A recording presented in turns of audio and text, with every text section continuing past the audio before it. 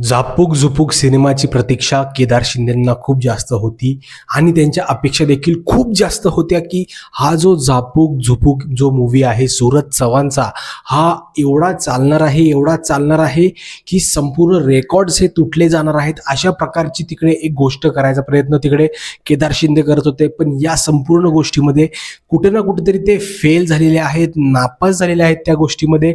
आणि आज आपण त्याबद्दलच बोलणार आहोत की कुठले कारण आहेत ज्याच्यामुळे हा जो झापक झुपूक मूवी आहे तो फ्लॉप झालेला आहे, अक्षरशः फ्लॉप झालेला आहे। तुम्ही आता बघायला गेलं तर आकडे त्याचे खूपच खराब आहेत। आणि सर्वात महत्त्वाचं कारण असं आहे की ज्या पद्धतीने एक रियालिटी शो जिंकला जाऊ शकतो आणि त्या गोष्टीवरच एखादा मूवी काढला जाऊ शकतो, हे थोडेसे कन्सेप्ट जरा वेगळे आहेत। आणि या गोष्टीचा फायदा म्हणजे काय फायदा करायचा प्रयत्न केदार शिंदेंनी केलाय तर बिग बॉस मराठी सीझन 5 मध्ये सूरजला जी सिंपती मिळाली होती ना, त्या सिंपतीचा फायदा करून ते बिझनेस करायचा प्रयत्न करतायत की काय, असा संभ्रम किंवा अशीच ही जी गोष्ट आहे ती संपूर्ण महाराष्ट्राच्या जनतेच्या डोक्यामध्ये आली की बाबा याच्या गरिबीची आणि ह्याची जी सिंपती तयार होते या गरिबीची त्याच्यावर आपण धंदा करूया, अशा प्रकारची गोष्ट संपूर्ण महाराष्ट्रातल्या जनतेच्या मनामध्ये गेलेली असू शकते आणि गेलेली आहे असं मला वाटते। आणि त्यानंतर दुसरी गोष्ट की सूरज चव्हाणला तिकडे तुम्ही ॲज अ हिरो घेताय, अरे बाकीचे जे फिल्म स्टार्स आहेत किंवा बाकीचे जे हिरो आहेत त्यांना तुम्ही तिथे का नाही घेतलं? तुम्ही दुसऱ्याला कोणाला तरी घेऊन तिकडे मूवी बनवू शकला असतात। तुम्ही सूरज चव्हाणलाच का वापरलं? त्याचा चेहराच का वापरला? तुम्ही त्याच्या गरिबीचा फायदा उचलताय का? अशा प्रकारच्या गोष्टी देखील लोकांच्या मनामध्ये आल्या। आणि पहिली दुसरी तिसरी गोष्ट सांगतो तुम्हाला की जे काही लोक आहेत ते रील्सवर देखील सूरज चव्हाणच्या आता पण शिव्या देतात आणि पहिले पण शिव्या देत होते। आता सूरज चव्हाणमुळे हा मूवी फ्लॉप झालाय का तर नाही, असं काही नाहीये। हा मूवी फ्लॉप होण्यामागचं कारण संपूर्ण वेगळं आहे। ते आहे जे आपले केदार शिंदे आहेत त्यांचे जे काही डिसिजन्स होते त्याच्यामुळे हा मूवी फ्लॉप झालेला आहे।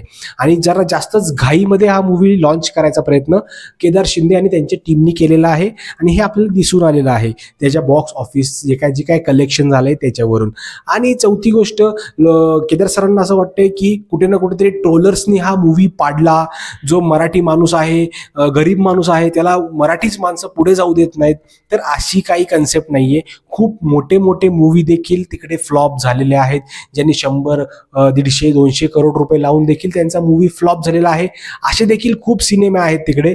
पण इकडे ट्रोलर्सवर त्यांनी टार्गेट करायचा प्रयत्न केला की बाबा हे बघा तुमच्यामुळे हा मूवी फ्लॉप झालेला आहे, त्याच्यावर देखील एक सिंपती घ्यायचा प्रयत्न त्यांनी तिकडे केला की अरे गरीबाच्या मुलाला तुम्ही पुढे जाऊ देत नाहीयेत, तुम्ही असं करताय, तुम्ही तसं करताय। आणि ह्याच्यामुळे अजून कुठे ना कुठेतरी लोक तिकडे न बघायचं कारण तिकडे निर्माण झालं की बाबा अच्छा हे अजून त्याच्या सिंपतीवरच मार्केटिंग करतायत।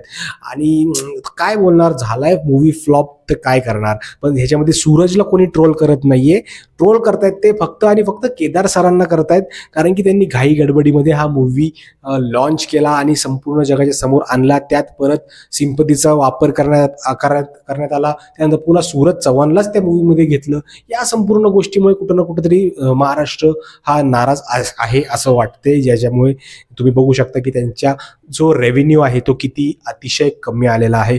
मित्रांनो, तुमचं काय मत आहे? हा मूवी का फ्लॉप झाला? तुमचं ह्याच्यावर काय मत आहे नक्की कमेंट करून सांगा, कारण की तुमचं मत माझ्यासाठी खूप जास्त महत्त्वाचं आहे। मित्रांनो, भेटूया पुढच्या व्हिडिओमध्ये, तोपर्यंत जय हिंद, जय महाराष्ट्र।